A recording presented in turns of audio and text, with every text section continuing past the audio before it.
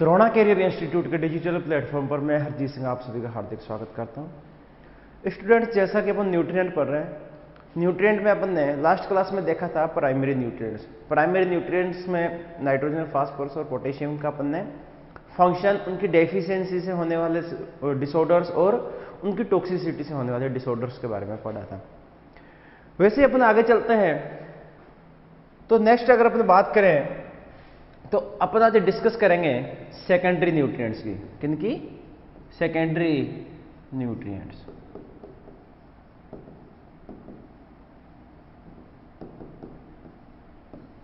Secondary nutrients, ठीक है। अपन ने देखा था कि सेकेंडरी न्यूट्रिएंट में 3 न्यूट्रिएंट इंपॉर्टेंट हैं जो आते हैं इसमें, कैल्शियम, मैग्नीशियम और सल्फर। ये 3 न्यूट्रिएंट ही क्या है कि अपने सेकेंडरी न्यूट्रिएंट में अपने इसको रख रखा है, ठीक है। अब देखो, इन न्यूट्रिएंट्स को रिक्लेमेशन न्यूट्रिएंट भी बोला जाता है।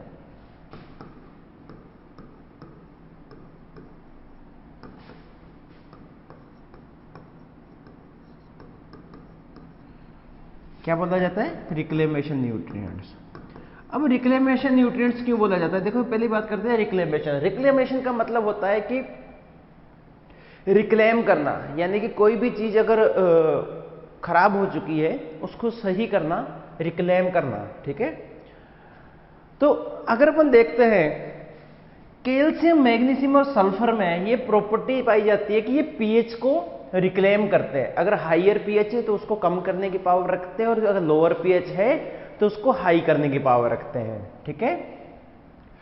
और जब अपन इसको रिक्लेम करते हैं कैल्शियम और मैग्नीशियम से, तो इनके साथ साथ क्या है? सल्फर भी जाता है। क्या जाता है? सल्फर भी जाता है। जैसे अपन बात करें, अगर प्रॉब्लमेटिक सॉइल है, प्रॉब्लमेटिक सॉइल, प्रॉब्लमेटिक सॉइल क्या होती है कि जिसका पीएच या तो नॉर्मल पीएच से अबोव हो या बिलो हो, नॉर्मल पीएच पे ना हो, उसको अपन क्या बोल देते हैं? प्रॉब्लमेटिक सॉइल, ठीक है। अगर तो आपकी सॉइल का पीएच हाई है, यानी कि तो क्या हो जाएगी? सॉइल बेसिक हो जाएगी। तो ऐसी कंडीशन में अपन जिप्सम का यूज में करते हैं। किसको? जिप्सम।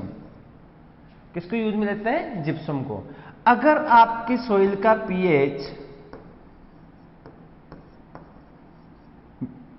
लो है, यानी कि एसिडिक है सॉइल, क्या है? एसिडिक, तो ऐसी कंडीशन में अपन CaCO3 यानी कि लाइम का यूज में लेते हैं। अगर आप लाइम डालोगे ऐसी सॉइल में तो क्या होगा कि जो आपकी सॉइल का पीएच बढ़ जाएगा और आपकी सॉइल रिक्लेम हो जाएगी। तो इसी वजह से ऐसा ही डोलोमाइट होता है सोर्स। अगर मिनरल मिक्सचर देखे तो, या मिनरल रॉक्स देखे तो, डोलोमाइट में भी क्या होता है? कैल्शियम, मैग्नीशियम देखने को मिलता है। अगर आप लाइम का फॉर्मूला देखोगे तो CaCO3 होगा, और अगर आप जिप्सम का फॉर्मूला देखोगे तो CaSO4.2H2O होगा, ठीक है बेटा। अब देखो, इसमें अपन ने क्या कहा था कि कैल्शियम के साथ साथ सल्फर भी जाएगा, तो ये सल्फर भी गया।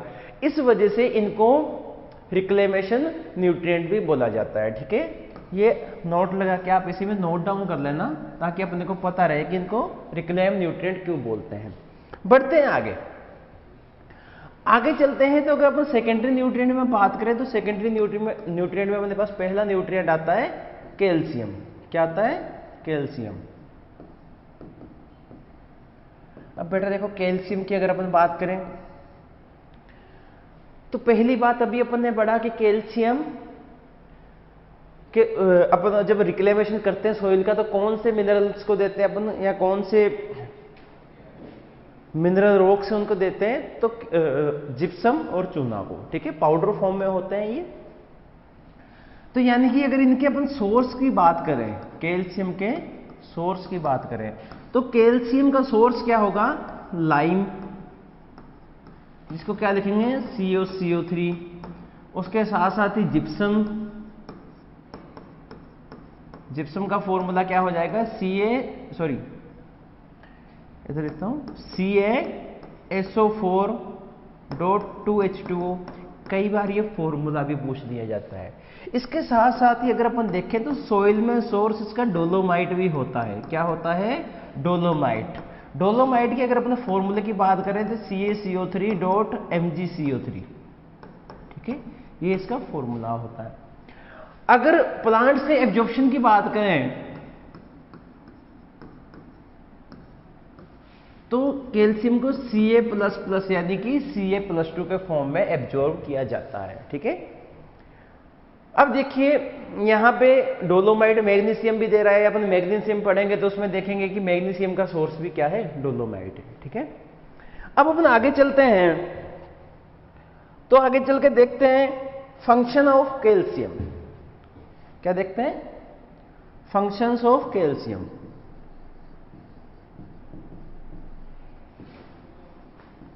Functions of calcium.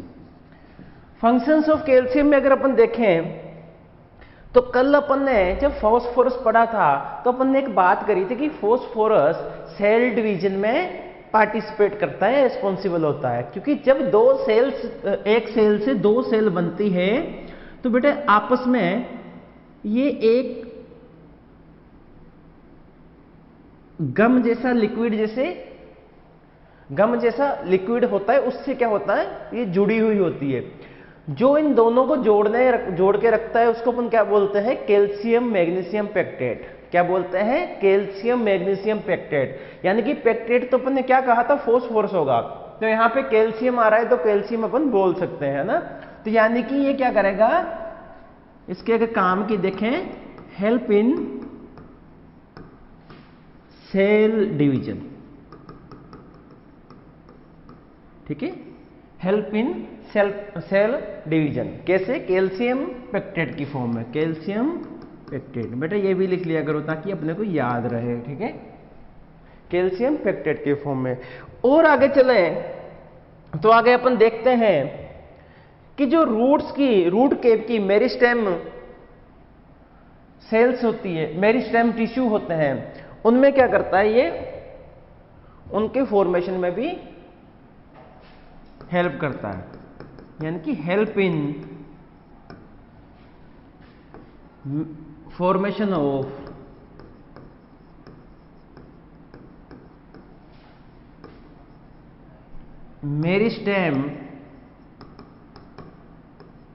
मेरिस्टेमेटिक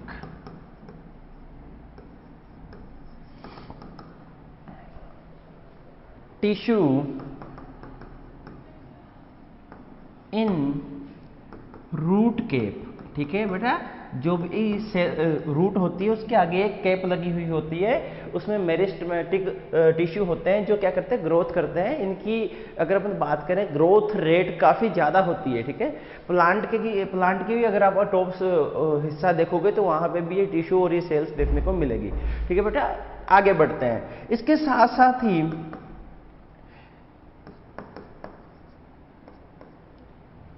अगर अपन कैल्शियम के फंक्शन की बात करें तो help in seed formation in groundnut में क्या करता है बेटे? सीड फॉर्मेशन के लिए भी काम करता है, ठीक है। अब अपन आगे चले तो आगे चल के ये इसके फंक्शन है, मेनली 3 ही फंक्शन है कैल्शियम के। अब आगे चलते हैं तो अपन डेफिशिएंसी सिम्टम देखते हैं। क्या देखते हैं? डेफिशिएंसी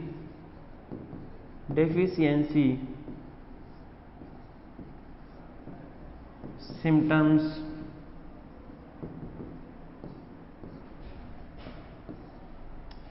तो देखो बेटा, डेफिशिएंसी सिम्टम की बात करें तो डेफिशिएंसी सिम्टम कहां पे दिखाई देते हैं? इसके अपीयर ऑन टर्मिनल बर्ड। अपने बात करी थी कि टर्मिनल बर्ड पे 2 ही न्यूट्रिएंट की डेफिशिएंसी के सिम्टम शो होते हैं, कैल्शियम और बोरॉन। कैल्शियम की अगर डेफिशिएंसी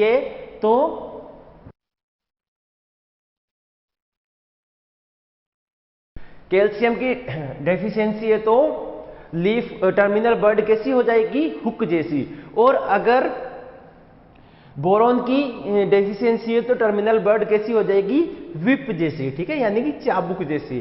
तो अपीयर ऑन टर्मिनल बर्ड। और इसके साथ साथ ही ये भी लिख लेते हैं कि कैसे हो जाती है ये, तो लिख लीजिए terminal bud look like hook structure, ठीक है, कैसी, हुक जैसी हो जाती है। आगे चलें, इसके साथ साथ ही अगर डेफिशिएंसी की देखें तो डेफिशिएंसी के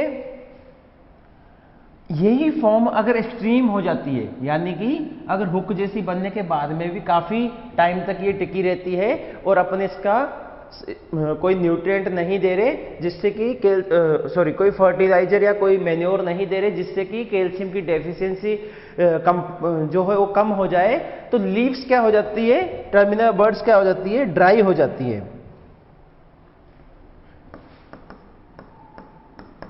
आफ्टर सम टाइम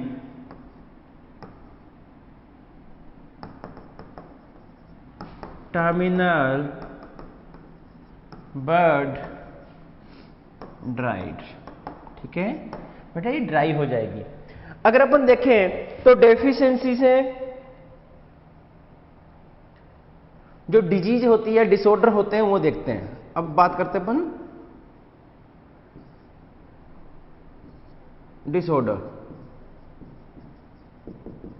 डिसऑर्डर्स की बात करते हैं।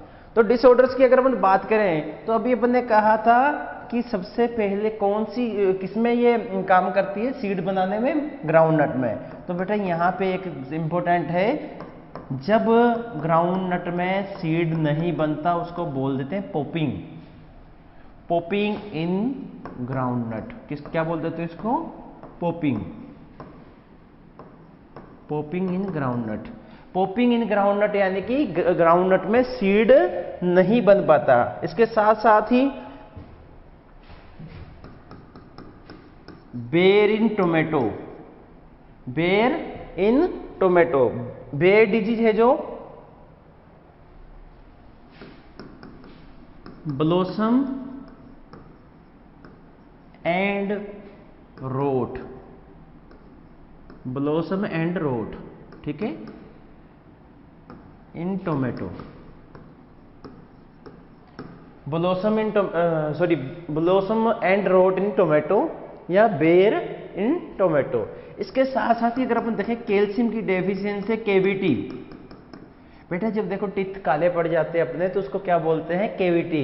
कई कोलगेट या कोई टूथपेस्ट के आपने एड देखे होंगे, उसमें बोलते हैं कि ये टूथपेस्ट क्या करती है, केविटी को कम करती है। यानी कि केविटी जो अपने सड़ा गला हो जाता है, और मेनली जितने भी टूथपेस्ट होते हैं उनमें कैल्शियम का मेनली ध्यान रखा जाता है कि कैल्शियम को डाला जाए। तो इसी वजह से यहाँ पे भी कौन सी डिजीज हो रही है कैल्शियम की डेफिशिएंसी के टाइम, केविटी, केविटी स्पॉट इन कैरेट, ठीक है, केविटी स्पॉट इन कैरेट। ये रेड ब्राउन कलर के होते हैं, कई बार ये कलर पूछ लिया जाता है, रेड ब्राउन स्पॉट भी बोल देते हैं इनको, ठीक है, red brown spot in carat, ठीक है बेटा।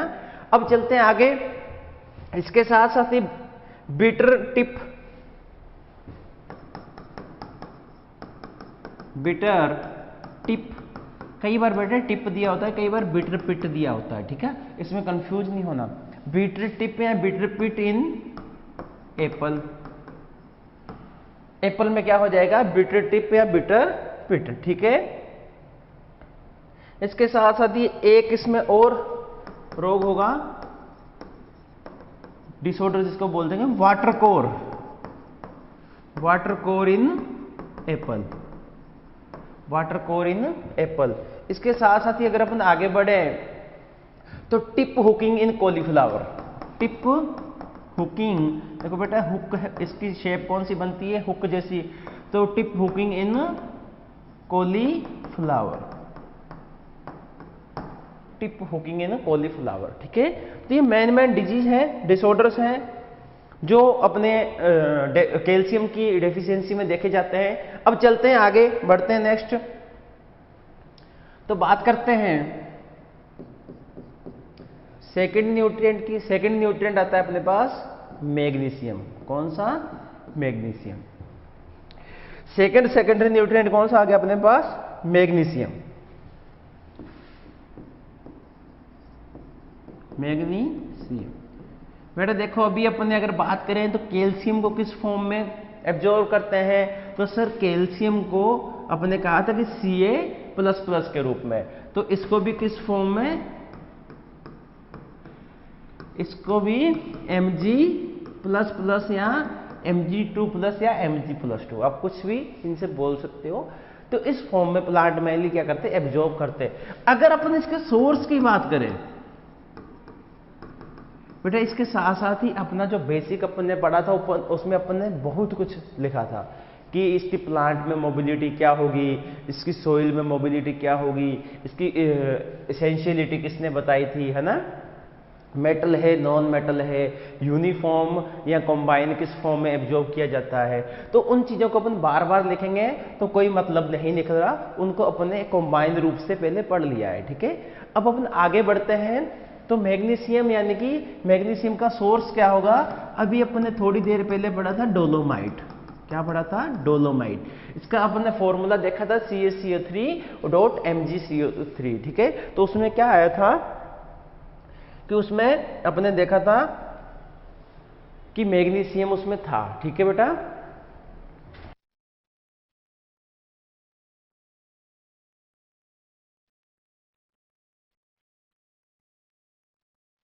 अपन अब देखते हैं इसके फंक्शंस क्या क्या है।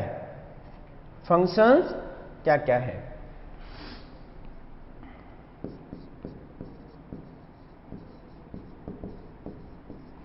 बेटा देखो, फंक्शंस की अगर बात करें तो जिस दिन अपन ने नाइट्रोजन पढ़ा था तो अपन ने क्लोरोफिल की स्ट्रक्चर देखी थी। उसमें अपन ने स्ट्रक्चर देखी थी कुछ ऐसे। ठीक है,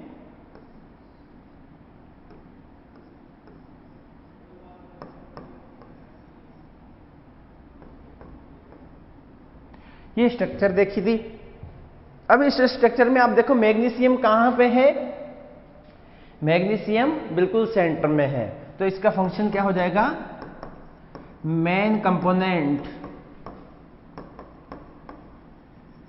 of chlorophyll and porphyrin ring. ठीक है, ये इसका मेन कंपोनेंट होता है। उसके साथ साथ ही हेल्प किस में करेगा? कैल्शियम मैग्नीशियम पेक्टेट, अभी अपन ने बोला था, जिसको प्लांट सेल सीमेंट भी बोलते हैं। तो cell help in cell division, help in cell division, help in cell division. तो सेल डिवीजन में भी क्या करता है? ये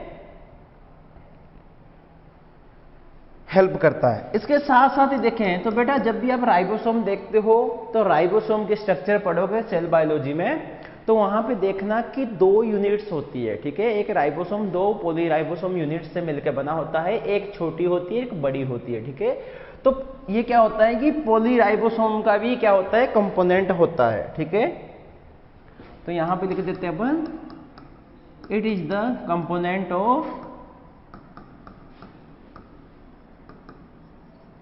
पोलीराइबोसोम।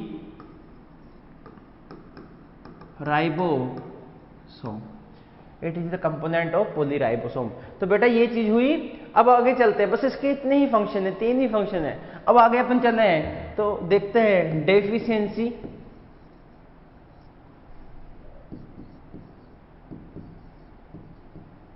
Deficiency symptoms. बेटा अगर अपन देखें तो मैग्नीशियम की डेफिशिएंसी के सिम्टम कहां पे शो होते हैं? तो इसके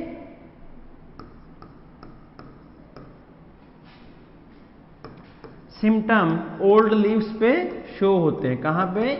ओल्ड लीव्स पे। ओल्ड लीव्स में भी कौन सा? इन ओल्ड लीफ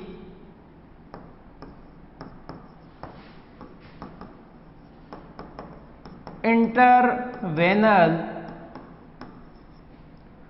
क्लोरोसिस अकर। ठीक है, ओल्ड लीव्स में क्या होता है? इंटरवेनल क्लोरोसिस हो जाता है। इंटरवेनल क्लोरोसिस ओल्ड लीव्स में हो जाता है, क्योंकि अपने देखा था ओल्ड लीव्स क्लोरोसिस देखे तो क्या होता है कि जो लीव्स में वेन्स होती है, उनके जो दो वेन्स के बीच का पार्ट होता है, इंटर पार्ट होता है, उसको क्या बोलते हैं अपन? इंटरवेनल। और उसमें क्लोरोसिस यानी कि वो येलो हो जाती है। ठीक है, अगर अपन डिसऑर्डर की बात करें तो सैंड्रोन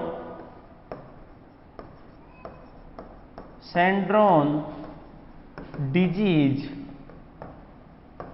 इन tobacco, sand drown disease in tobacco. इसके साथ साथ ही इसकी डेफिशिएंसी से एक एनिमल्स में डिजीज होती है जिसको क्या बोलते हैं अपन? ग्रास टिटेनी इन केटल्स। देखो बेटा, न्यूट्रिएंट की डेफिशिएंसी से दो डिजीज होती है एनिमल्स में। ये कब होती है? कि देखो आपकी मान लो क्रॉप में जैसे मैग्नीशियम की डेफिशिएंसी है। क्या है? आपकी जो क्रॉप है, फोडर क्रॉप है, उसमें क्या है? मैग्नीशियम की डेफिशिएंसी है।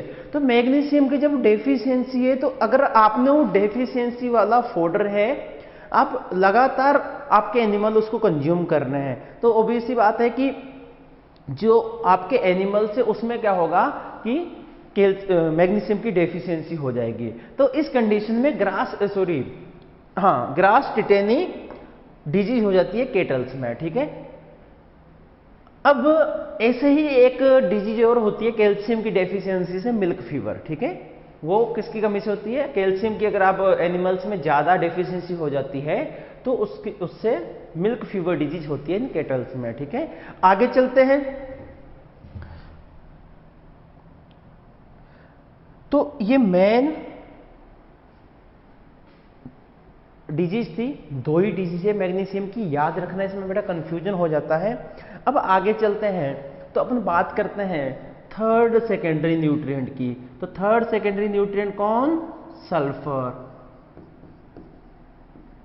कौन? सल्फर। ठीक है, सल्फर की अगर अपन बात करें तो बेटा देखो, सल्फर को प्लांट किस फॉर्म में एब्जॉर्ब करेंगे? SO4 minus.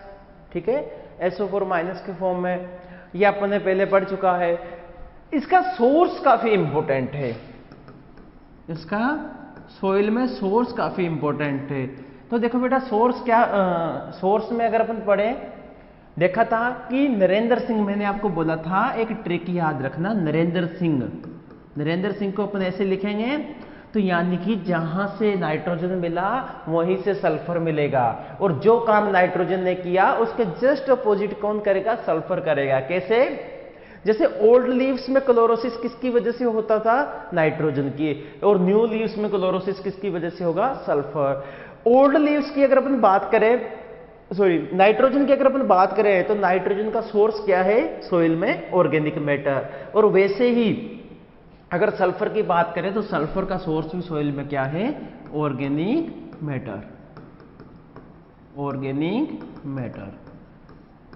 ठीक है, आगे चलते हैं तो इसकी सीधी अपन बात करते हैं फंक्शंस की।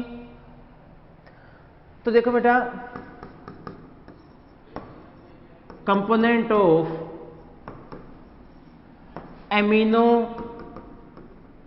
Acids and protein. बेटा अमीनो एसिड से ही क्या बनता है? प्रोटीन। तो अमीनो एसिड्स के फॉर्मेशन में कौन मेन इंपॉर्टेंट है? सल्फर। वैसे ही अगर अमीनो एसिड बन गए तो फिर क्या बन जाएगा? प्रोटीन। ऐसे ही अगर अपन आगे चलें तो एक ट्रिक याद रखना,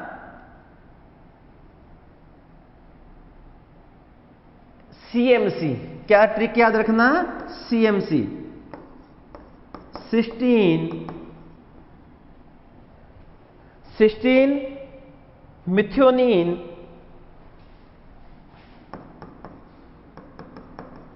मिथियोनीन एंड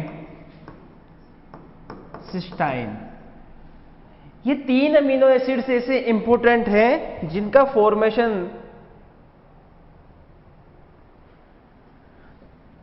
सल्फर के साथ होता है। ठीक है, तो ये तीनों जो अमीनो एसिड्स हैं ये किसको कंटेन करके रखते हैं? सल्फर को। तो cysteine, methionine, cystine are containing sulphur element. ठीक है बेटा, इसके साथ ही अगर अपन आगे चलें तो सल्फर ऑयल कंटेंट को इंक्रीज करता है इन ऑयल सीड्स में।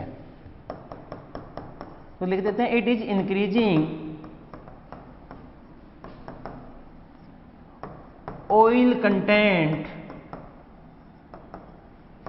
In oil seed crops, in oil seed crops. ठीक है, इन ऑयल सीड क्रॉप्स में क्या करता है? ये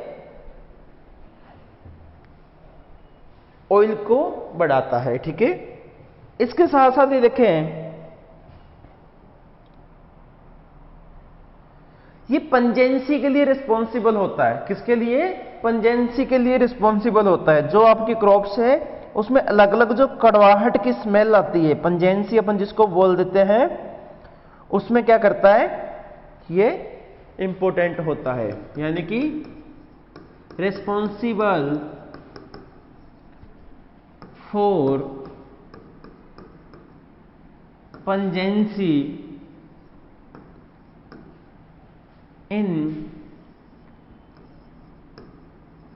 कुकर बीट्स। उसके साथ साथ ही अनियन, गार्लिक, और इसके साथ साथ ही अगर आप देखोगे ऑयल सीड क्रॉप्स। ठीक है, ऑयल सीड क्रॉप में मेन कौन सी? मस्टर्ड।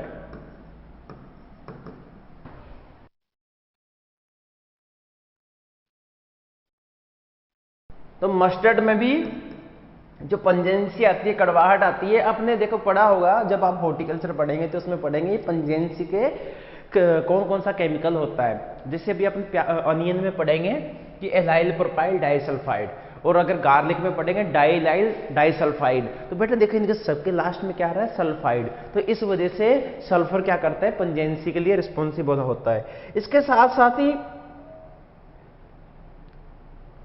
ये एसिटाइल कोएंजाइम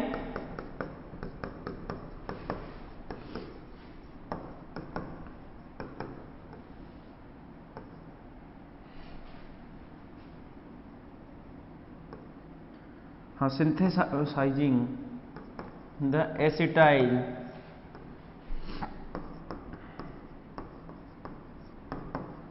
coenzyme बायोटीन। ठीक है, बायोटीन एंड थियामिन,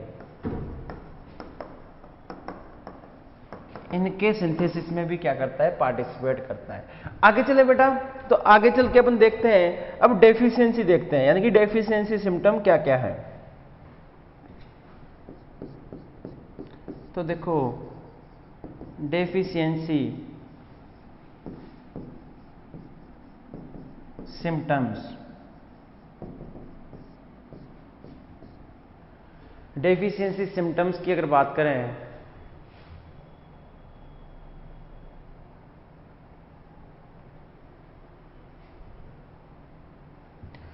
तो देखो सल्फर के सिम्टम कहां दिखाई देते हैं? तो लिखते हैं अपीयर ऑन न्यू लीव्स, और इसके साथ साथ ही देखें तो क्लोरोसिस। बेटा कई बार ना क्लोरोसिस की जगह येलोइंग दिया होता है, तो अपने को कंफ्यूज नहीं होना। क्लोरोसिस इन न्यू लीफ, देखो यहां पे मैंने क्लोरोसिस बोला है, इंटरवेनर क्लोरोसिस नहीं बोला। ठीक है,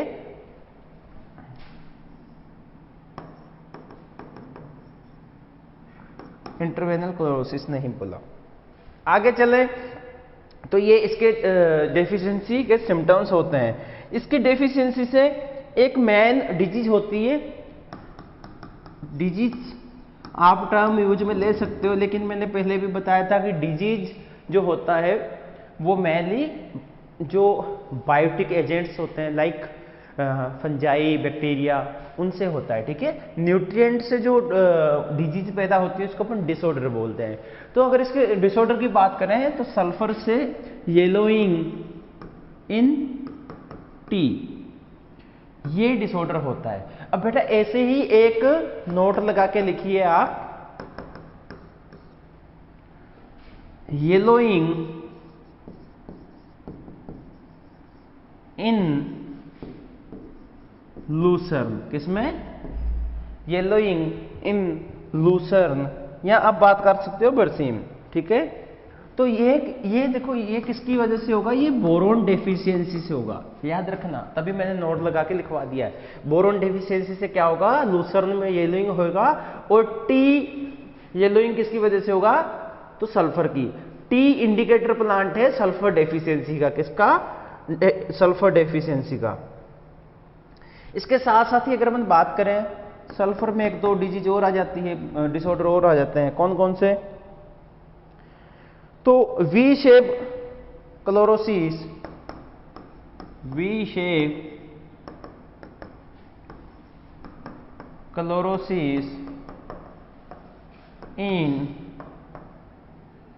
ground nut, in groundnut. बेटा ठीक है, अब अपन आगे बढ़ते हैं।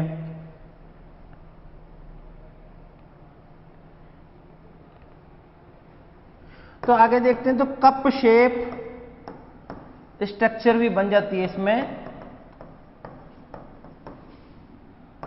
मस्टर्ड में। किसमें?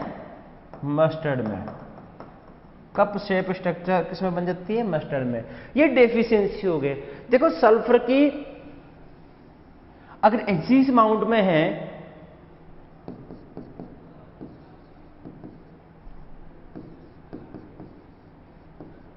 तो क्या होगा कि एक्सिस अमाउंट में भी सल्फर से डिसऑर्डर्स होंगे। ठीक है, या आप कह सकते हो टॉक्सिसिटी, एक्सिस या टॉक्सिसिटी।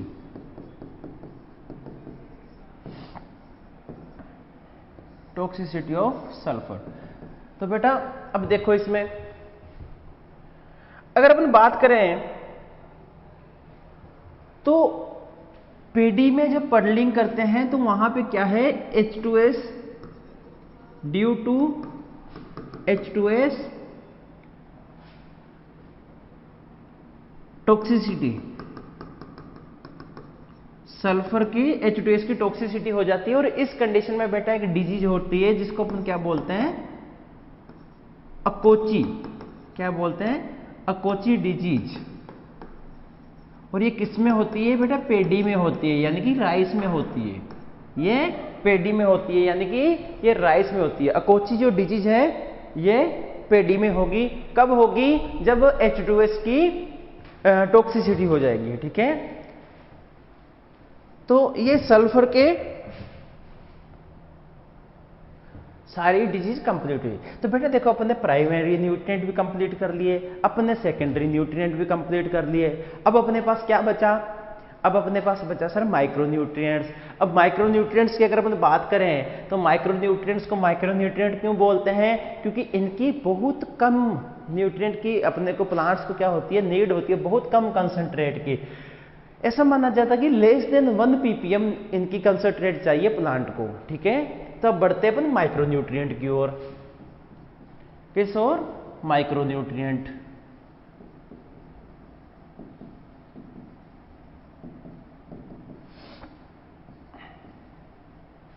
तो अगर अपन बात करें माइक्रोन्यूट्रिएंट की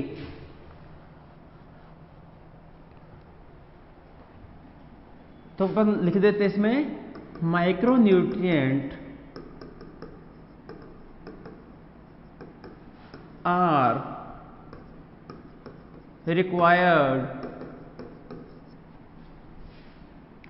less than 1 ppm, less than 1 ppm concentration. ठीक है बेटा, लेस देन 1 ppm कंसंट्रेशन इनकी चाहिए एक प्लांट को अपना लाइफ साइकिल कंप्लीट करने के लिए, इसीलिए तो इनको क्या बोलते हैं, माइक्रोन्यूट्रिएंट बोलते हैं। अब अगर अपन बात करें तो माइक्रोन्यूट्रिएंट कितने हैं अपने पास, 8 माइक्रोन्यूट्रिएंट्स हैं अपने पास। अगर अपन बात करें 5, मैंने कहा था कि 21 से लेके 30 अगर एटॉमिक नंबर देखोगे आप तो इसके अंतर्गत ही 5 आ जाएंगे, ठीक है। बोरॉन, क्लोरीन और मोलिब्डेनम, ये 3 ऐसे न्यूट्रिएंट थे जो अलग होते हैं। यानी कि ये आपने एक चीज देखी होगी कि ये जो फैमिली है जिंक फैमिली, बाकी 5 जिंक फैमिली से आते थे, ठीक है। तो 8 माइक्रोन्यूट्रिएंट होते हैं। 8 माइक्रोन्यूट्रिएंट्स में अगर अपन बात करें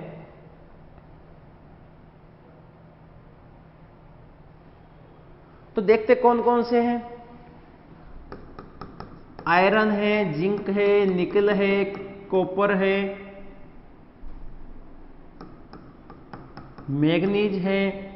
देखो बेटा यहां पे कॉपर लेना होता है अपने को, कोबाल्ट मत ले लेना, कभी कोबाल्ट गलती से ले लोगे। इसके बाद में मैग्नीज हो गया, मोलिब्डेनम, क्लोरीन और निकल। बेटा ये 8 माइक्रोन्यूट्रिएंट्स है, ठीक है। अब सबसे पहले अपन स्टार्ट करते हैं बोरॉन। कौन सा, बोरॉन।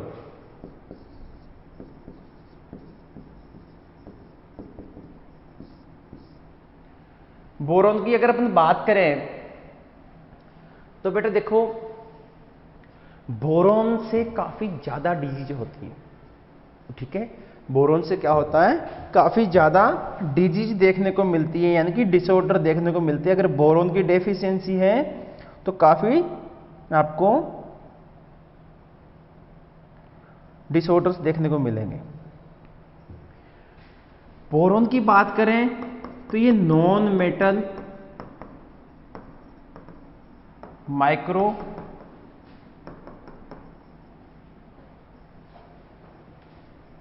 न्यूट्रिएंट है।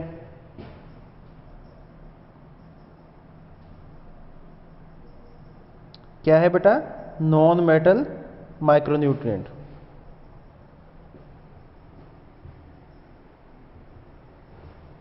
बेटा यहाँ पे अपन ने निकल 2 बार लिख दिया, यहाँ पे बोरॉन आएगा क्योंकि अपन ने बोरॉन ही स्टार्ट किया है ना। थोड़ी सी गलती हो गई थी अपन से, अभी अपन समझ चुके हैं। गलती करके इंसान टाइम पे समझ जाए तो कोई नुकसान नहीं होता, ठीक है बेटा। अब देखो नॉन मेटल माइक्रोन्यूट्रिएंट है कौन, बोरॉन, ठीक है, नॉन मेटल माइक्रोन्यूट्रिएंट। अगर अपन बात करें तो इसको किस फॉर्म में एब्जॉर्ब किया जाता है, तो बेटा एकमात्र ऐसा न्यूट्रिएंट है जिसको अनआयोनिक फॉर्म में एब्जॉर्ब किया जाता है। किस फॉर्म में, अनआयोनिक फॉर्म में इसको एब्जॉर्ब किया जाता है। H3BO3 किस फॉर्म में बेटा, H3BO3 फॉर्म में इसको क्या किया जाता है, एब्जॉर्ब किया जाता है, यानी कि बोरिक एसिड जिसको अपन बोल देते हैं। अगर अपन आगे बढ़े तो बेटा इसका सोर्स सबसे इंपॉर्टेंट है। इसका सोइल में जो सोर्स है वो सबसे इंपॉर्टेंट है। इसका सोर्स कौन है, टुर्मेलिन। क्या, टुर्मेलिन। बेटा टुर्मेलिन याद रखना बीटी से, एक ट्रिक बना लेना, बीटी। मैं यहां पर ट्रिक लिख देता हूं, क्या ट्रिक से, बीटी। बीटी कॉटन में बीटी आता है ना बेटा, वहां से बीटी याद रखना। यानी कि बोरॉन किससे मिलता है, बोरॉन सर मिलता है टुर्मेलिन से। बेटा सबसे ज्यादा पूछा जाता है, ये इंपॉर्टेंट लगा देना, सोर्स के अंतर्गत अगर क्वेश्चन पूछा जाता है तो सबसे ज्यादा यही पूछा जाता है, ठीक है। इसके साथ ही अगर अपन आगे बढ़े बेटा तो अब देखते हैं function of boron. Function of boron,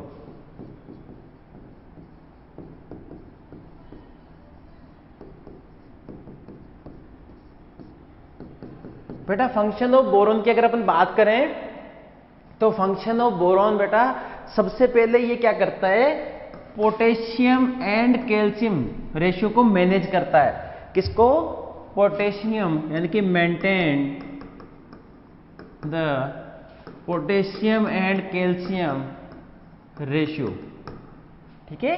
potassium and calcium ratio को क्या करता है, ये मेंटेन करता है। इसके साथ साथ ही अगर अपन बात करें तो बोरॉन कार्बोहाइड्रेट और स्टार्च के सिंथेसिस में भी हेल्प करता है।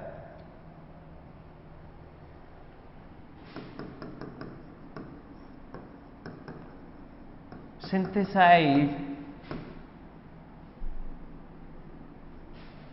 यहां पर लिखते हैं helping in synthesis of starch and carbohydrates. ठीक है, कार्बोहाइड्रेट्स इनकी सिंथेसिस में क्या करता है, ये बेटा हेल्प करता है। एक सबसे इंपॉर्टेंट काम, इसका सबसे इंपॉर्टेंट काम क्या है, helping the formation of pollen and pollen tube.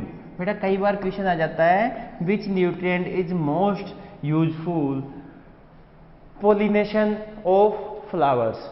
ठीक है, फॉर पोलिनेशन ऑफ फ्लावर। तो बेटा पोलिनेशन देखो कब होगा, जब अच्छा पोलन बनेगा। अच्छा पोलन बनेगा तो भी ठीक है, और पोलन अच्छा है उसके साथ साथ ही अगर पोलन ट्यूब अच्छी बन गई, यानी कि पोलन ट्यूब अच्छी बनने का क्या होता है बेटा, कई बार स्टाइली वगैरह लंबी होती है ना, तो स्टाइली वगैरह लंबी होती है, तो जो पोलन ट्यूब फीमेल फ्लावर जो पार्ट होता है उसमें स्टाइली अगर लंबी है तो पोलन ट्यूब क्या पड़ती है, छोटी रह जाती है। ठीक है, तो जो आपका मेल गैमेट है वो बिजांड यानी कि जो ओव्यूल है वहां तक नहीं पहुंच पाएगा।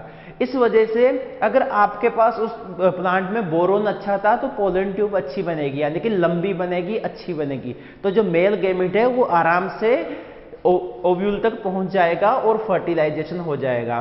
तो इस कंडीशन में क्या होता है कि जो फर्टिलाइजेशन है वो अच्छा होगा, तो इस वजह से ये रिस्पॉन्सिबल होता है पोलिनेशन में, या आप कह सकते हो सीड फॉर्मेशन में। ठीक है, क्योंकि अगर अच्छा फर्टिलाइजेशन होगा तो सीड फॉर्मेशन भी क्या होगा, अच्छा होगा।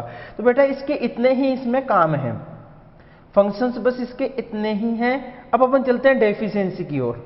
किसकी ओर, डेफिशिएंसी की ओर।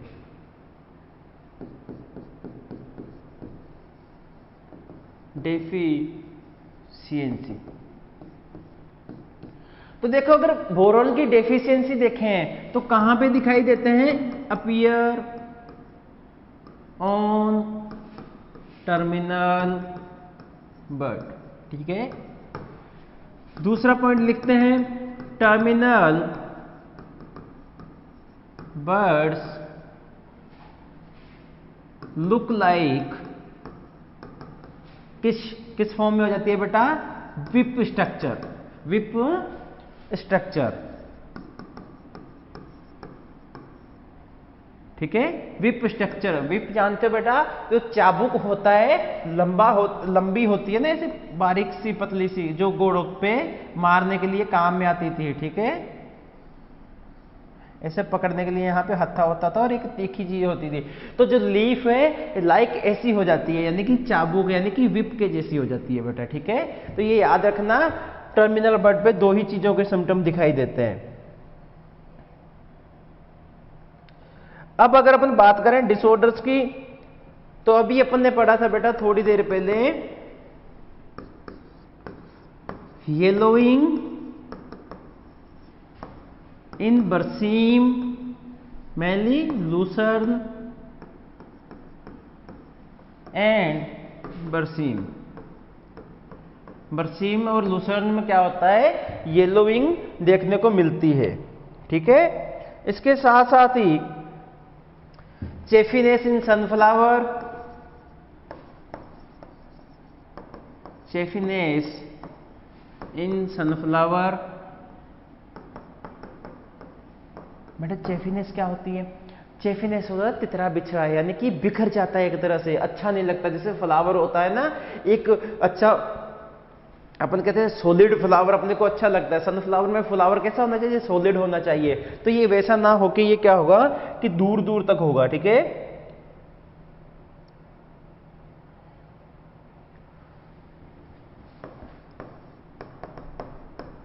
होलो स्टेम इन कॉलीफ्लावर बेटा ये दो कंडीशंस में होता है, अपन ने पढ़ा था, या तो नाइट्रोजन टॉक्सिसिटी या boron deficiency.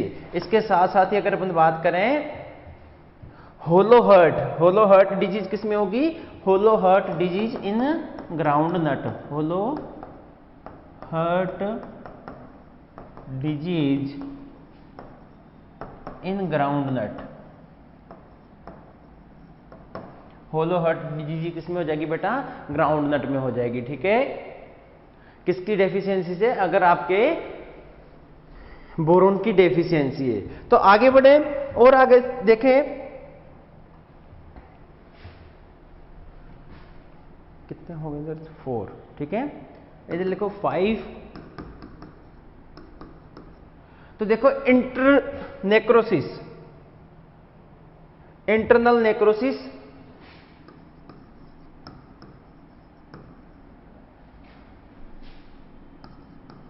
Necrosis in sugar beet, sugar beet में क्या हो जाता है, इंटरनेक्रोसिस बेटा, नेक्रोसिस।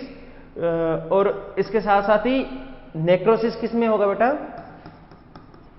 नेक्रो, यहां पे एक वन ही आ रहा है बेटा,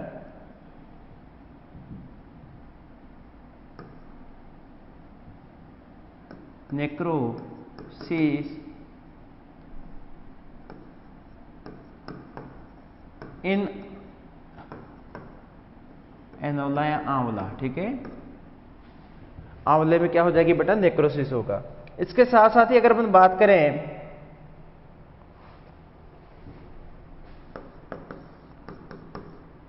टॉप सिकनेस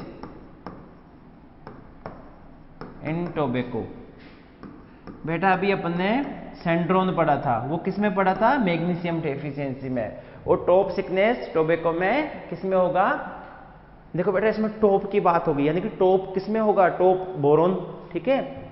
और आगे चलें, टॉप सिकनेस हो गया। इसके साथ साथ ही hen and chicken, hen and chicken disease in grapes, hen and chicken disease in grapes. बेटा जो चिकन होते हैं ना उनमें हैन एंड चिकन, यानी कि हैन एंड चिकन का मतलब क्या हुआ कि जो आपने कई बार ग्रेप्स खाए होंगे, अगर आप उसका देखते हो तो ऊपर के जो ये ग्रेप्स हैं काफी बड़े बड़े होते हैं और नीचे छोटे छोटे होते हैं, ठीक है बेटा। जब ये बड़े अंगूर के साथ आप ग्रेप्स के साथ छोटे ग्रेप्स देखते हो तो ये ऐसे नहीं लगता जैसे कोई मुर्गी जा रही हो और उसके पीछे छोटे छोटे बच्चे जा रहे हों, ठीक है। तो उसी वजह से इसका नाम क्या रख दिया, हैन के पीछे चिकन्स जा रहे हैं, यानी कि हैन and chicken disease in grapes, ठीक है। इसके आगे चले तो बेटा कभी भी फ्रूट क्रैकिंग आ जाए, फ्रूट क्रैकिंग, तो फ्रूट क्रैकिंग कब होगा, जब बोरोन की डेफिशिएंसी होगी, ठीक है। इसके साथ साथ ही फ्रूट्स की हार्डनेस आ जाए, hardness in citrus fruits, hardness या हार्डनिंग इन सिट्रस फ्रूट किसकी डेफिशिएंसी से, तो ये भी बोरोन की डेफिशिएंसी से, ठीक है बेटा। एक इसके साथ साथ ही एक और बचता है अपनी डिजीज 11, ब्राउनिंग इन कॉलीफ्लावर।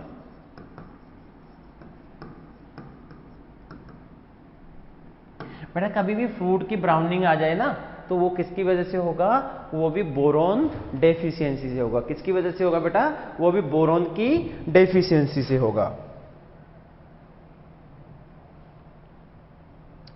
तो बेटा ये सारे ही बोरोन की डेफिशिएंसी जो होने वाली 11 अपन ने डिसऑर्डर लिखे हैं। अब बढ़ते हैं नेक्स्ट माइक्रोन्यूट्रिएंट की ओर। किसकी ओर? नेक्स्ट माइक्रो न्यूट्रिएंट की ओर। अगर नेक्स्ट माइक्रो न्यूट्रिएंट की बात करें तो अपने पास दूसरा न्यूट्रिएंट आता है आयरन। कौन आता है? आयरन या फेरस। अब देखो बेटा, आयरन की अगर अपन बात करें तो आयरन को प्लांट किस फॉर्म में एब्जॉर्ब करेंगे?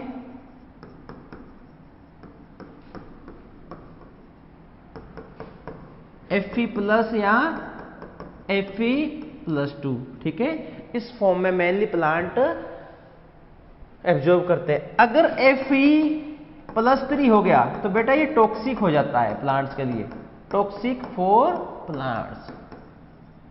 ये आप लिख लेना, अगर Fe3 हो गया तो ये टॉक्सिक फॉर प्लांट हो जाएगा, ठीक है बेटा।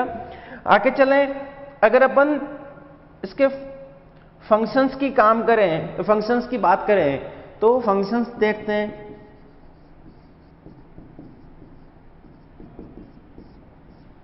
तो बेटा जैसे ही अपने ब्लड में हीमोग्लोबिन होता है, जैसे ही अपने ब्लड में हीमोग्लोबिन होता है वो क्या करता है? रेड कलर का होता है। ऐसे ही अगर अपन बात करें, जो आप नाइट्रोजन फिक्सेशन में बात करते हैं रूट नोड्यूल्स की, जो ग्रेमिनी फैमिली है उसमें अगर रूट नोड्यूल्स की बात करते हैं तो रूट नोड्यूल्स को आप जब ब्रेक करते हो यानी कि क्रश करते हो उसको, तो उसमें से एक रेड पिंक कलर का लिक्विड देखने को मिलता है। किस कलर का? रेड पिंक कलर का आपको लिक्विड देखने को मिलेगा। वो रेड पिंक कलर का जो लिक्विड होता है बेटा, वो किसकी वजह से होता है? वो लेग हीमोग्लोबिन की वजह से होता है। किसकी वजह से? लेग हीमोग्लोबिन की वजह से। और लेग हीमोग्लोबिन एक न्यूट्रिएंट को कंटेन करता है, यानी कि एक न्यूट्रिएंट ऐसा है जो लेग हीमोग्लोबिन में सबसे ज्यादा देखने को मिलता है। वो कौन सा है? वो आयरन है। तो यानी कि अपन क्या लिख देंगे? It is the component of leg haemoglobin,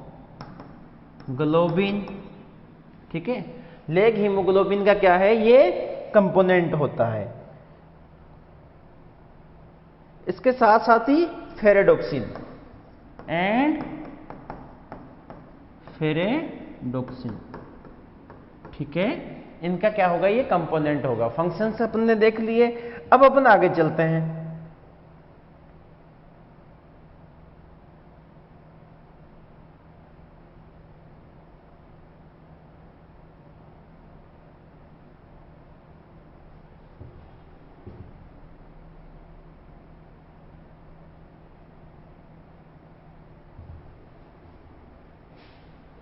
तो बेटा इसकी कमी से अपन ने देखा था, इसकी डेफिशिएंसी से इंटरवेनल क्लोरोसिस होता है। इंटरवेनल क्लोरोसिस या वाइटनिंग इन न्यू लीव्स। कई बार बेटा क्या होता है कि जो लीव्स है वो व्हाइट कलर की हो जाती है। कई बार ये भी क्वेश्चन आता है कि किस न्यूट्रिएंट की डेफिशिएंसी में लीव्स व्हाइट हो जाती है, तो आयरन की, ठीक है। तो ये इंटरवेनल क्लोरोसिस या व्हाइटनिंग इन न्यू लीव्स, ठीक है बेटा। तो ये इसकी वजह से मेनली अपने को डेफिशिएंसी से देखने को मिलता है। इसके साथ साथ ही lime inducing chlorosis, lime inducing chlorosis in new leaves, in new leaves, lime inducing chlorosis in new leaves.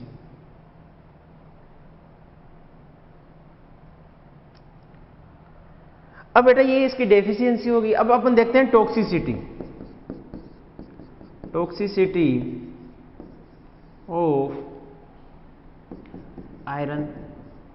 तो बेटा टॉक्सिसिटी की अगर अपन बात करें तो टॉक्सिसिटी से ब्रोंजिंग हो जाता है, ब्रोंजिंग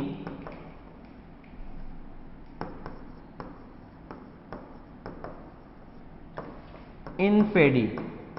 पेडी में ब्रोंजिंग किसकी वजह से? आयरन टॉक्सिसिटी से। बेटा नोट लगा के लिख लेना, ब्रोंजिंग इन गुआवा, तो बेटा ये जिंक डेफिशिएंसी से, किससे? जिंक डेफिशिएंसी से। ब्रोंजिंग इन गुआवा किससे बेटा? जिंक डेफिशिएंसी से, ठीक है। तो ये अपने आयरन के भी क्या पढ़ लिए? डिसऑर्डर्स पढ़ लिए। बेटा अपन जल्दी से एक बार रिवाइज करते हैं, आज अपने क्या क्या पढ़ा आज की क्लास में।